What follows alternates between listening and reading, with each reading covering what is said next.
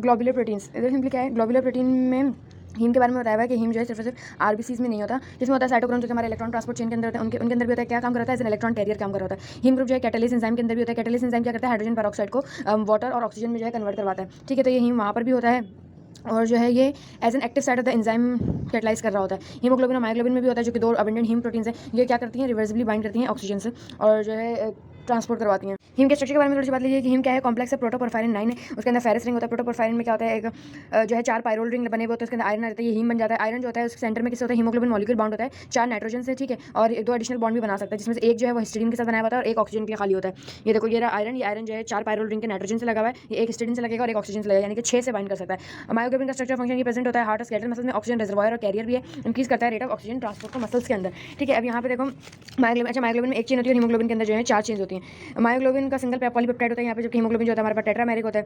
हेमोलॉजिकस में myoglobin useful model है, सही, मतलब कि थोड़े तो सिमिलर होते हैं, तो हम जो है ग्राफ के अंदर भी जो है दोनों को कंपेयर करके पढ़ रहे होते हैं। अल्फा हेलिकल कंटेंट मायोग्लोबिन जो होता है कॉम्पैक्ट मॉलिक्यूल होता है, किसमें क्या होता है इसके अंदर? With its polypeptide chain folded into 8 stretches of alpha helix. 8 stretches of alpha helix के अंदर जो है ये हुआ हुआ था 1 2 3 4 5 6 7 8 8 स्ट्रेचेस के अंदर जो ये फोल्ड हुआ है। और उसके जो ए और एच हैं, ये देखो ए एंड एच। अब यहाँ एंड पे क्या लगा हुआ होगा? प्रोलीन लगा हुआ होगा। ठीक है, 5 मेंबर रिंग और by beta band stabilising by hydrogen bond in ionic bond. Ionic bond also term electrostatic interactions. ये आपस में इसके अंदर क्या होती है? आपस के अंदर आयनिक बॉन्डिंग होती है। Location of polar and non polar amino acid residues, यानी कि आप polar non polar amino acid कैसे होंगे? जो इंटीरियर वाली होंगी, जो अंदर की तरफ है, वो उधर क्या होंगे? पोलर अमीनो एसिड होंगे। जो बाहर की तरफ होंगे तो नॉन पोलर अमीनो एसिड होंगे। Structure stabilise by hydrophobic interactions. In contrast polar amino acid are located exclusively on the surface. अच्छा, जो नॉन पोलर है उसके अंदर आपस में कौन सी इंटरैक्शन होंगी? जैसे बात है हाइड्रोफोबिक होंगे, और बाहर जो होंगे उनके अंदर कौन सी इंटरैक्शन होंगी? The polar amino acids are located on the surface where they can form hydrogen bond with water and with each other. तो ये बाइंडिंग यानी कि जो है हाइड्रोफोबिक है, उसके अंदर कौन सी इंटरैक्शन, जो अंदर की तरफ इंटीरियर है नॉन पोलर अमीनो एसिड है, उसके अंदर हाइड्रोफोबिक इंटरैक्शन है, और जो बाहर की तरफ है वो पोलर अमीनो एसिड लगे, वहाँ वो क्या बना रहे हैं? हाइड्रोजन बॉन्ड बना रहे हैं। बाइंडिंग ऑफ हीम ग्रुप बताया हुआ है कि ऑन द प्रॉक्सिमल। अच्छा, यहाँ पे देखो ये हीम ग्रुप है, सही, हमारे पास यहाँ पे आयरन लगा हुआ है। इसके प्रॉक्सिमल में जो एक हिस्टीडीन लगता है उसको हम बोलते हैं प्रॉक्सिमल हिस्टीडीन F8, और पीछे एक लगा होता है वो होता है डिस्टल हिस्टीडीन E7। ठीक है, ये ऑक्सीजन मॉलिक्यूल से बाइंडिंग में मदद करता है और ये इसके साथ ही लगा हुआ होता है प्रॉक्सिमल हिस्टीडीन F8। यहाँ पे सिर्फ ये बताना चाहिए। अब क्या होगा यहाँ पे? Stabilises the binding of oxygen to haemoglobin. E7 जो क्या करता है? स्टेबलाइज करता है हीमोग्लोबिन की ऑक्सीजन के साथ, ऑक्सीजन की बाइंडिंग आयरन के साथ स्टेबलाइज करता है। Permit the reversible binding oxygen molecule. Haemoglobin का स्ट्रक्चर एंड फंक्शन। हीमोग्लोबिन क्या होता है? Haemoglobin A is the most major haemoglobin in adults. तो इसके अंदर क्या होता है? सब यूनिट क्या होता है? Alpha helical chain, hydrophobic haem binding pocket. Haemoglobin क्या क्या ट्रांसफर करता है? ऑक्सीजन भी ट्रांसफर करता है, हाइड्रोजन आयन भी ट्रांसफर करता है, कार्बन डाइऑक्साइड भी ट्रांसफर करता है, और इसके साथ ही ये नाइट्रस ऑक्साइड भी ट्रांसफर कर रहा होता है। 4 molecules of oxygen from lungs to the cells. 4 molecules of oxygen करता है। ऑक्सीजन बाइंडिंग प्रॉपर्टीज होती है हीमोग्लोबिन की, वो रेगुलेटेड होती है interaction with the allosteric effectors. Oxygen binding properties of haemoglobin are regulated by the interaction with allosteric effectors. You have to remember कि option के अंदर ऑक्सीजन की कैपेसिटी ये वो, लेकिन आपको पता है कि कौन इफेक्ट करता है? एलोस्टेरिक इफेक्टर्स इफेक्ट करते हैं। क्वाटरनरी स्ट्रक्चर होता है इसका कि कंपोज होती है 2 आइडेंटिकल डायमर्स होते हैं, अल्फा बीटा 1 और alpha beta 2। 2 polypeptide chain with each dimer जो एक दूसरे के साथ हेल्ड टुगेदर होती हैं, किस होती है? हाइड्रोफोबिक इंटरैक्शंस होती हैं, यानी कि ये जो आपस के अंदर है ना, अल्फा ये है, एक अल्फा एक बीटा है, और इन दोनों के बीच में आपस में जो इंटरैक्शन है वो हाइड्रोफोबिक है, और ये 2 डायमर्स बन गया, उनके आपस में जो इंटरैक्शन होगी वो पोलर इंटरैक्शंस होती हैं। Interchange hydrophobic interactions between alpha and beta subunit, the 2 dimers are held together primarily by the polar bonds. ठीक है, अल्फा और बीटा के बीच में हाइड्रोफोबिक है, और जो एक पूरा डायमर है, जो दूसरा पूरा डायमर है, उसके बीच में पोलर बॉन्ड है। Weaker interaction between the dimer allow करती है कि एक दूसरे के रिस्पेक्ट टू मूव करें। 2 डायमर जो होते हैं ऑक्यूपाई करते हैं different relative position in deoxyhaemoglobin as compare to oxyhaemoglobin. देखो यहाँ पे बॉन्ड ज़्यादा है, यहाँ पे बॉन्ड्स कम है, और वैसे भी जो है टॉट फॉर्म और आर फॉर्म जो हीमोग्लोबिन की जो हम पढ़ेंगे उसमें थोड़ा सा डिफरेंस होता है, तो पीछे भी यही बात लिखी है कि क्या लिखा है कि 2 डायमर्स ऑक्यूपाई करते हैं different relative positions in deoxy form as compare with oxy haemoglobin. ठीक है, अब टी फॉर्म के अंदर है कि deoxy form of haemoglobin called the T form the 2 alpha beta dimers interact करते हैं through a network of ionic bond and hydrogen bond that constrain movement of the polypeptide chain. T conformation जो होती है भाई, T form deoxy form में लो oxygen affinity होती है इसमें। ठीक है, आर फॉर्म के बारे में हम देखें तो जो आर फॉर्म है वो जो है ऑक्सी फॉर्म है, हाई ऑक्सीजन एफिनिटी होती है इसके अंदर। Cause some of the polar and between the 2 alpha beta dimers, the binding of the oxygen to the haem pulls the iron to the plane of the haem because it also linked to the proximal histidine. देखो जब यहाँ पे oxygen आके लगता है तो देखो पहले कैसे थे, ये यूं करके थे, अब यहाँ पे ऑक्सीजन आके लगा, समझो इसने ऑक्सीजन को यूं करके खींचा आयरन को ऑक्सीजन ने, तो ये भी सब सीधे हो गए, यानी कि फॉर्म थोड़ी सी चेंज हो रही है। अब ये सीधा हुआ तो जो हिस्टीडीन था इसमें भी चेंज होगा, क्योंकि F8 हिस्टीडीन भी लगा हुआ था इसके साथ। Binding of oxygen to haemoglobin causes the rupture of the some of the polar bonds. यहाँ पे देखो कितने पोलर बॉन्ड्स हैं? 5 हैं, और यहाँ पे कितने पोलर बॉन्ड्स हैं? 3 है। कुछ पोलर बॉन्ड्स भी रप्चर होते हैं between the 2 alpha beta dimers, allowing the movements, especially the binding of the oxygen to the heme of the iron into the plane because बस यहाँ पे यही है आर फॉर्म। ठीक, ऑक्सीजन बाइंडिंग टू मायोग्लोबिन और haemoglobin का compare करेंगे। Myoglobin bind होती है सिर्फ एक मॉलिक्यूल से, हीमोग्लोबिन 4 से होती है। Degree of saturation of this oxygen binding sites 0 भी हो सकती है और 100% भी हो सकती है। मेजर कैसे करते हैं? प्लस ऑक्सीमेट्री एक जो है नॉन इन्वेसिव मेथड है डायरेक्ट मेजरमेंट का oxygen saturation of arterial blood, कैसे light absorption of oxygen haemoglobin and deoxy haemoglobin से। ठीक है, oxygen dissociation curve, a plot of y measured at different partial pressure of oxygen is called the oxygen dissociation curve। ये curve नीचे क्या है partial pressure of oxygen, यहाँ पे क्या है परसेंटेज ऑफ सैचुरेशन, ये हमारे पास मायोग्लोबिन का कर्व है, यहाँ पास हीमोग्लोबिन का कर्व है। मायोग्लोबिन का कर्व हमारे पास हाइपरबोला है और हीमोग्लोबिन का कर्व हमारे पास सिग्मॉइड है जो कि कोऑपरेटिव बाइंडिंग को दिखा रहा है। ठीक है, अब यहाँ पे लिखा हुआ है कि मायोग्लोबिन के पास higher affinity, myoglobin have higher oxygen affinity values than does the haemoglobin. अगर हम देखें P50 is the partial pressure of the oxygen in which the half of the haemoglobin या myoglobin is saturated, half is unsaturated. अब जो haemoglobin का P50 है वो होता है 25 या 26, सही है, और इसका क्या है -1, तो मतलब P50 ज़्यादा है तो यानी इसकी एफिनिटी कम है, ये जल्दी दे देता है, और इसकी एफिनिटी ज़्यादा है, ये बहुत कम प्रेशर होता है ना तब जाके देता है। सही, तो myoglobin oxygen dissociation curve for myoglobin has a hyperbolic shape, this reflect the fact that the myoglobin reversibly bind करता है सिंगल मॉलिक्यूल से, तो ऐसे दिखा दोगे। Myoglobin is design to bind oxygen release by the haemoglobin at the low oxygen found in muscle. Myoglobin in turn release करता है oxygen को within the muscle cell. Haemoglobin, the oxygen dissociation curve for haemoglobin सिग्मॉइडल in shape होता है, indicate करता है सब unit cooperative binding oxygen by the 4 सब unit of haemoglobin means that the binding of N oxygen molecule eight one सब unit. Cooperative binding यानी कि एक बाइंड हो रहा है तो दूसरे को के लिए बाइंड करना अब ज़्यादा ईजी होगा। सही, more difficult for the it is more difficult for the first oxygen molecule to bind to haemoglobin. सही, ऐसे करके एफिनिटी जो है इंक्रीज होती रहती है। Allosteric effect, the ability of the hemoglobin to reversibly bind with oxygen is affected by pH, partial pressure of carbon dioxide, availability of 2,3-biphosphate, ये सब क्या है कलेक्टिवली कॉल्ड द एलोस्टेरिक या other side. Carbon monoxide allosteric नहीं है क्योंकि वो bind करता है एक्टिव साइड के ऊपर। सही है, तो एलोस्टेरिक सिर्फ यही है, एलोस्टेरिक होते हैं जो अदर देन एक्टिव साइड पे बाइंड करें। The binding of oxygen to monomeric myoglobin is not influenced by myoglobin, जो है एलोस्टेरिक से इफेक्ट नहीं होती, सिर्फ हीमोग्लोबिन इफेक्ट होती है।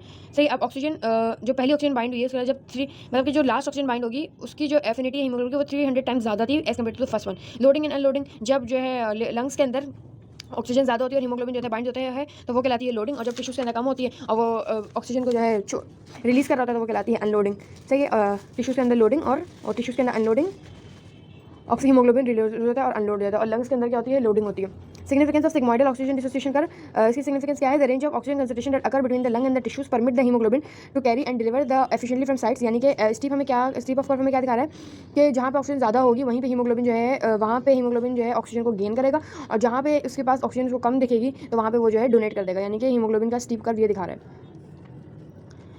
The sleeves of hemoglobin oxygen dissociation curve, ranges of oxygen concentration that occur between the lungs and the tissues permit the hemoglobin to carry and deliver efficiently on the sides of high to low. A molecule with a hyperbolic oxygen dissociation curve, जैसे कि myoglobin could not achieve the same degree of oxygen release with the range of oxygen. Instead, it would have maximum affinity for hemoglobin throughout the oxygen pressure. Therefore, it would deliver no oxygen to the tissues. Bohr's effect में simply क्या होता है कि carbon dioxide का pressure बढ़ा, hydrogen बड़ी, pH decrease हुई। इस पीएच ने क्या करा, जो हाइड्रोजन आयन थे decrease oxygen affinity for haemoglobin right shift हो गया, जो टी फॉर्म थी वो स्टेबलाइज हो गई। Change in oxygen called the Bohr effect. ठीक है, और अगर इसी को उल्टा कर दें, कार्बन डाइऑक्साइड कम कर दें, हाइड्रोजन आयंस भी कम कर दें, पीएच को ज़्यादा कर दें, तो वो जो है कौन से शिफ्ट हो जाएगा। देखो ये तो है लो पीएच पे राइट शिफ्ट, ठीक है, और अगर हम हाई पीएच कर दें तो लेफ्ट शिफ्ट। यहाँ पे दिखाएंगे कि हाइड्रोजन आयन कहाँ से है, वही क्या है जो है हमारे कैपिलरीज के अंदर जो टिश्यू से निकल जाता है। अच्छा, यहाँ पे एक बात है कि कार्बनिक एनहाइड्रेट जो है जिंक कंटेनिंग है। सही है, हाइड्रोजन प्रोड्यूस होते हैं, लंग्स में हायर होती है, लंग्स के अंदर ज़्यादा पीएच होती है जबकि टिश्यूज़ के अंदर कम पीएच होती है, जिसकी वजह से टिश्यूज़ के अंदर हीमोग्लोबिन जो होता है वो एफिनिटी ऑक्सीजन की कम हो जाती है और जो लंग्स है उसके अंदर ज़्यादा हो जाती है। Oxygen affinity for haemoglobin molecule respond to small shift in pH between the lungs and oxygen. Mechanism of the Bohr effect कैसे होता है कि भाई deoxy form has a great affinity, कैसे आयनाइजेबल ग्रुप सच एज एक histidine, जो globin chain के अंदर हिस्टिडीन है वो हाइड्रोजन आयन से बाइंड हो जाता है। हिस्टिडीन के पास क्या है, have a higher pKa that in oxy haemoglobin, therefore increase in the, अब हाइड्रोजन आयंस जो है हिस्टिडीन से बाइंड हो जाते हैं। अब हिस्टिडीन से बाइंड हो जाते हैं तो क्या होता है, and able to form ionic bond solve the bond preparation stabilise. अब इस ये जो हिस्टिडीन और हाइड्रोजन आयन के बीच में बॉन्ड है वो स्टेबलाइज कर रहे हैं डीऑक्सी फॉर्म ऑफ हीमोग्लोबिन को। ये रहा board oxy haemoglobin deoxy haemoglobin. 2,3-biphosphoglycerate effect on oxygen affinity। 2,3-biphosphoglycerate जो है इंपॉर्टेंट रेगुलेटर है binding of oxygen to haemoglobin. Most abundant organic phosphate होता है आरबीसीज के अंदर, इसकी कंसंट्रेशन इंटरमीडिएट होता है ग्लाइकोलिटिक पाथवे का। 2,3-biphosphoglycerate बाइंड होता है डीऑक्सी हीमोग्लोबिन से। जब ये बाइंड होता है तो ऑक्सीजन एफिनिटी डिक्रीज हो जाती है, सही, और ये स्टेबलाइज कर देता है वही टी फॉर्म को हमारी। 2,3 कहाँ पे बाइंड होता है, ये जो हमारी चेन्स हैं अल्फा बीटा बीटा के बीच में जो है यहाँ पे कुछ जो है पॉजिटिव अमाइनो एसिड्स होते हैं तो वो 2,3-biphosphoglycerate के नेगेटिव फॉस्फेट से बाइंड कर जाते हैं। Amino acid from the ionic bond with the negatively charge phosphate group of the 2,3-biphosphoglycerate। सही है, अगर रिप्लेसमेंट हो जाए अमीनो एसिड की तो ऑक्सीजन की एफिनिटी हाई ही रहेगी, फिर ये देगा नहीं। Oxygen of haemoglobin narrows the pocket and causes the 2,3-biphosphoglycerate to be release, जब ऑक्सीजन ज़्यादा हो जाती है तो। ऑक्सीजन डिसोसिएशन कर्व के शिफ्ट, इसके शिफ्ट से क्या होता है, वही हमारे पास राइट शिफ्ट होता है। लेवल्स इन क्रॉनिक हाइपोक्सिया और अनीमिया, द कंसंट्रेशन जो होती है 2,3-BPG की आरबीसी के अंदर वो इंक्रीज हो जाती है in response to chronic hypoxia. सही है, chronic obstructive pulmonary COPD like emphysema और at high altitudes with circulating haemoglobin में have difficulty receiving sufficient oxygen. Intracellular levels of 2,3-biphosphoglycerate are also elevated in chronic anaemia. सही, chronic anaemia में क्यों increase हो रहे हैं, क्योंकि क्रॉनिक अनीमिया के अंदर हाइपोक्सिया होता है और ये हाइपोक्सिया से ही इंड्यूस होता है। 2,3-biphosphoglycerate यहाँ पे कितना दिखाया हुआ है 8 मिलीमोल, तो blood from individual adapted to high altitude, यानी कि ज़्यादा होगा इसमें, ये नॉर्मल है, और अगर ये कम हो जाए 2,3-biphosphoglycerate saturation percentage saturation with oxygen. सही। एलिवेटेड 2-3 BPG लोअर कर देता है affinity of haemoglobin permitting greater unloading 2-3 in transfuse blood. अब जो हमारा जो ट्रांसफ्यूज ब्लड होता है, जब हम ब्लड बाहर निकाल के स्टोर कर लेते हैं तो उसके अंदर 2-3 BPG के लेवल्स लो हो जाता है। अब आप उसको डायरेक्टली ट्रांसफ्यूज नहीं कर सकते बिकॉज ये जो हीमोग्लोबिन है ये डेफिशिएंट होता है 2-3 BPG में, और ये फिर एक्ट करता है as an oxygen trap rather than oxygen delivery system. तो जो है डिप्लीटेड सप्लाईज ऑफ 2-3 BPG इन 6 to 24 hours. Transfuse bloods are able to, अच्छा मतलब कि अब जब आप उसको ट्रांसफ्यूज करेंगे तो अब उस ब्लड के अच्छा पहले आपने ब्लड कहीं से बाहर निकाला, उसको स्टोर किया, उसके अंदर ये जो है 2-3 BPG पूरी डिप्लीट हो गई, अब ऑक्सीजन ट्रैप हो गई है वहाँ पे हमारी। आज जब उसने उसको ट्रांसफ्यूज किया तो फिर 6 to 24 आवर्स के बाद जो है वो नॉर्मल होगी। लेकिन इल पेशेंट्स कंप्रोमाइज़ अगर ट्रांसफ्यूजन, अगर वो बहुत ज़्यादा इल है, उनकी जो है ये सिस्टम नहीं काम कर सकता 6 to 24 आवर्स में, मतलब उतनी कैपेबिलिटी नहीं है, और आपने फिर जो है वही वाला ब्लड लगा दिया जिसके अंदर 2-3 BPG बहुत डिप्लीटेड था, तो फिर मसला होगा। तो फिर इसका हम किससे ट्रीट करते हैं? रिजुविनेशन सॉल्यूशन से। रिजुविनेशन सॉल्यूशन क्या करता है? 2-3 BPG को भी स्टोर कर देता है और ATP जो लॉस्ट होती है उसको भी स्टोर कर देता है। कार्बन डाइऑक्साइड बाइंड भी होती है हमारे पास हीमोग्लोबिन से, क्या बनाती है? Carb amino haemoglobin. जो अमाइनो एसिड होता है ना एन टर्मिनल के ऊपर, वहाँ पे बाइंड करती है। Binding of carbon dioxide stabilise कर देता है टी फॉर्म को या डीऑक्सी फॉर्म ऑफ हीमोग्लोबिन को, decrease in its oxygen affinity. सही है। कार्बन डाइऑक्साइड किससे बाइंड होता है? The binding of carbon dioxide stabilises the T form या deoxy form of the haemoglobin, decrease in oxygen in the lungs. Carbon dioxide dissociate from the haemoglobin and is release in the breath. Lungs के अंदर जाएंगे तो oxygen ज़्यादा होगी तो carbon dioxide वहाँ से हट जाएगी। कार्बन मोनोऑक्साइड बाइंड होती है टाइटली बट रिवर्सिबली, लेकिन ये एक्टिव साइड से बाइंड होती है। अच्छा, ये कार्ब अमाइनो हीमोग्लोबिन बनाती है और ये कार्बोक्सी हीमोग्लोबिन बनाती है। Binds to 1 of 4 haem sites. अब जब 2 से 4 हैं, 4 में से 2 से हो गए तो अब जो है ये एफिनिटी को इंक्रीज कर देगी। तो अब जो है हीमोग्लोबिन जो है ऑक्सीजन से डिसोसिएट नहीं होगा। The affinity of haemoglobin of carbon monoxide is 220 times greater than oxygen. Even minute concentration of carbon monoxide in environment can produce concentration of carboxyhemoglobin in the blood. Like for example, increased levels of carbon monoxide are found in the blood of the tobacco smokers. Carbon monoxide toxicity appears result from the combination of tissue hypoxia and direct carbon monoxide mediated damage to the cellular level. Treated with 100, अच्छा इसको treat कैसे करते हैं? इसकी poisoning को 100% oxygen hyperbaric treatment. और यहाँ पे लिखा है कि कार्बन डाइऑक्साइड जो है नाइट्रस ऑक्साइड जो कि वेजोडाइलेटर है उसको भी जो है ट्रांसपोर्ट करता है। इधर कार्बन मोनोऑक्साइड का इफेक्ट, एक तो ये कम हो गई कि 2 से तो वही बाइंड कर दिया तो 4 तो बाइंड हो ही नहीं पाएंगे, 2 से ये बाइंड किया हुआ है, लेकिन जो है ये राइट शिफ्ट हुआ है बिकॉज हीमोग्लोबिन की एफिनिटी इंक्रीज हो गई है फॉर ऑक्सीजन। माइनर हीमोग्लोबिन यहाँ पे सिर्फ ये है कि कुछ हीमोग्लोबिन जैसे कि एम्ब्रियोनिक हीमोग्लोबिन जो होते हैं, एक होता है पोर्टलैंड के अंदर होता है जीटा प्लस गामा, गावर 1 में होता है 2 जीटा प्लस 2 एप्सिलॉन, गावर 2 में होता है 2 अल्फा प्लस 2 एप्सिलॉन। अब जो normally synthesise during the foetal development haemoglobin F A2 synthesise होता है एडल्ट के अंदर लेकिन लेस क्वांटिटी में होता है compare to haemoglobin A. Foetal haemoglobin 2 alpha और 2 gamma chain. Haemoglobin F synthesise during the development लेकिन एम्ब्रियोनिक लाइफ के अंदर गावर से होता है जो कि अल्फा की जगह के अंदर जीटा चेंज होती है, बीटा की जगह के अंदर एप्सिलॉन चेंज होती है। एम्ब्रियोनिक योग सेक के अंदर 3rd वीक के अंदर जो ब्लड हमारा होता है मीजोब्लास्टिक स्टेज के अंदर, तो वहाँ पे यही वाला होता है। हीमोग्लोबिन एफ जो है मेजर हीमोग्लोबिन है जो कि फीटस और न्यूबॉर्न में के अंदर होता है अबाउट 60%। हीमोग्लोबिन ए सिंथेसाइज होता है 8 मंथ के अंदर in the bone marrow. Haemoglobin F represent करता है less than 2% of the haemoglobin in most adult cell, और उन सेल को हम एफ सेल्स बोलते हैं जिनके अंदर ये होता है। 2-3 BPG binding of the haemoglobin F. Haemoglobin F की जो होती है हाई ऑक्सीजन एफिनिटी होती है। As a result of haemoglobin F weakly bind करता है 2-3 BPG से, क्योंकि उसकी जो गामा ग्लोबिन चेंज होती है इसके अंदर वो पॉजिटिवली चार्ज अमाइनो एसिड नहीं होता जिससे 2-3 BPG के फॉस्फेट बाइंड करते हैं। तो अब जो है 2-3 BPG का हीमोग्लोबिन एफ पे कोई असर नहीं होता। High oxygen affinity haemoglobin F facilitate करती है। अब मदर से जो ब्लड आ रहा है उसके अंदर ऑक्सीजन है एडल्ट हीमोग्लोबिन से, तो वहाँ से जो है फीटल हीमोग्लोबिन ले लेगा क्योंकि उसके पास ज़्यादा एफिनिटी है। A2 क्या होता है? माइनर कंपोनेंट है, इसके अंदर अल्फा और डेल्टा होते हैं। 2% ऑफ द हीमोग्लोबिन होता है। सही है। यहाँ पे भी ये लेस देन 2% हीमोग्लोबिन एफ होता है एडल्ट के अंदर और 2% जो है हीमोग्लोबिन A2 होता है एडल्ट के अंदर। हीमोग्लोबिन A1C ये क्या होता है? हीमोग्लोबिन A जो ग्लाइसेटेड हो, ग्लाइसेटेड यानी कि हीमोग्लोबिन के साथ नॉन एंजाइमेटिकली हेक्सोज लगा हुआ हो, ठीक है। Being dependent on the plasma concentration of the hexose of glycation being dependent on the plasma concentration of the hexose. Most abundant form क्या कहाँ पे होती है?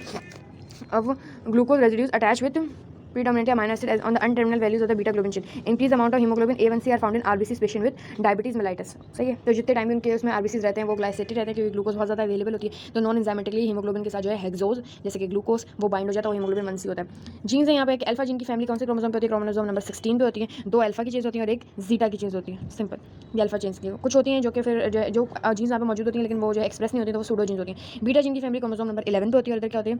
बीटा, डेल्टा, 2 गामा और एप्सिलॉन, ये सब होते हैं इस वाली चेन पे। यहाँ पे ट्रांसक्रिप्शन बताइए कि इंट्रोन और एक्सॉन सारे होते हैं। यहाँ पे पहले जो है हमने नॉन कोडिंग पार्ट इंट्रोन्स को हटाना होता है, एक्सॉन साथ में लगते हैं, फिर ये जहाँ पे जाके हीमोग्लोबिन बन रहा होता है।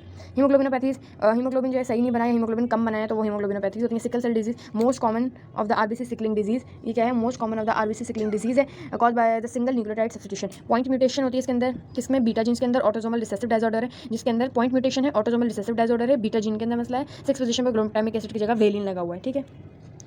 अच्छा, अब जो म्यूटेंट बीटा चेन को हम कैसे दिखाते हैं? ऐसे दिखाते हैं। Infant does not begin showing symptoms of the disease until sufficient haemoglobin S replace हो जाए हीमोग्लोबिन एस से। इसमें क्या होता है? क्रोनिक हीमोलिटिक अनीमिया होता है जिससे हाइपरबिलिरुबिनीमिया भी होगा। लाइफ टाइम जो होगा सिर्फ लेस देन 20 डेज होगा जबकि नॉर्मल का 120 डेज होता है। Other symptoms chest pain, stroke, splenic and renal dysfunction.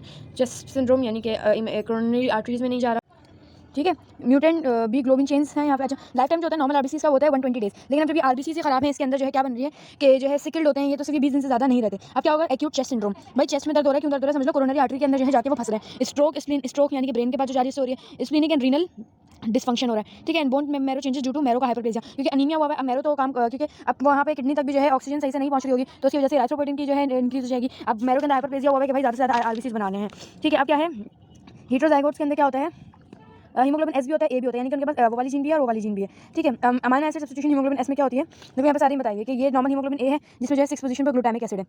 जब ये एस हो गया तो उसके अंदर 6 पोजीशन पे वेलिन था, ठीक है। अब ये जो है ये नेगेटिव होता है, ये नेगेटिव, ये पोलर होता है, ये नॉन पोलर होता है। अब ये जो है वेलिन आ गया और यहाँ पे जो है लाइसिन आ गया, ठीक है। अच्छा, ये देखो इलेक्ट्रोफोरेसिस में हीमोग्लोबिन ए जो है नेगेटिव होता है तो वो ज़्यादा जल्दी एनोड के पास जाता है, एस की स्पीड कम होती है और सी की स्पीड उससे भी ज़्यादा कम होती है, ठीक है।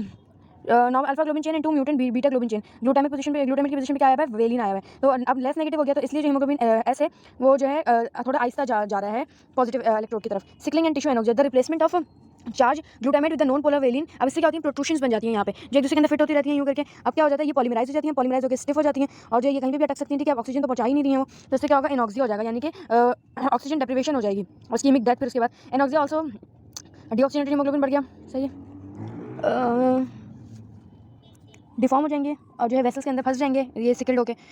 Variable that increase the sickling, जो कर्व में जो है राइट शिफ्ट करवा रहे थे वो सब जो है सिकलिंग को भी इंक्रीज करेंगे, ठीक है। ट्रीटमेंट हम कैसे करते हैं, हाइड्रेशन, एनाल्जेसिक्स देते हैं या जो है ट्रांसफ्यूजन करते हैं, लेकिन ट्रांसफ्यूजन से मसला ये होता है कि आयरन ओवरलोड हो जाता है, तो उसके साथ आपको आयरन चिलेशन थेरेपी भी करनी पड़ेगी। यहाँ पे ड्रग का नाम है हाइड्रोक्सी यूरिया। हाइड्रोक्सी यूरिया क्या होता है, hydroxy carbamide anti tumour drug है जो कि थेरेपेटिकली यूज होती है और ये क्या इंक्रीज करती है, circulating levels of haemoglobin F को इंक्रीज कर देती है ये, ठीक है। हीमोग्लोबिन एफ ज़्यादा होगा तो फिर अब जो है उसके अंदर तो सिकलिंग नहीं होगी, सही है। इसलिए frequency painful crisis and reduces mortality, stem cell transplantation process, newborn screening panels allow the prophylactic treatment antibiotic। अच्छा, इसके जो हेटेरोजाइगस होते हैं वो जो हमारा मलेरिया कॉज करने वाला है प्लाज्मोडियम फैल्सिपेरम, उससे जो है रेजिस्टेंस रहते हैं, क्योंकि भाई उसके लाइफ साइकिल आरबीसी के अंदर होते हैं, आरबीसी खुद नहीं जी रहे, आरबीसी खुद बार-बार जो है डेड हो जा रहे हैं, तो फिर वो उसके अंदर क्या करेगा। हीमोग्लोबिन सी के अंदर क्या होता है, 6 पोजीशन पे लाइसिन सब्स्टिट्यूट हो जाता है, इसके अंदर कोई सिकलिंग नहीं होती है, सही है। स्लोली मूव करता है, patient mild chronic haemolytic anaemia होते हैं, इंफ्रैक्टिव क्राइसिस नहीं होता है और कोई स्पेसिफिक थेरेपी रिक्वायर नहीं होती, कोई सिकलिंग नहीं होती लाइसिन के आने में, ठीक है। अब क्या हमारे पास हीमोग्लोबिन एससी, हीमोग्लोबिन एससी में क्या होगा कि जो है ग्लूटामिक एसिड के कुछ जो है वेलिन से रिप्लेस होंगे, कुछ लाइसिन से रिप्लेस होंगे, सही है। Compound heterozygote both because of their beta globin chain abnormal although different from each other, सही है। इसमें क्या होगा, इसमें भी अनीमिया होगा, pain crisis are less frequent and less severe as compare to sickle cell anaemia, सही उसमें।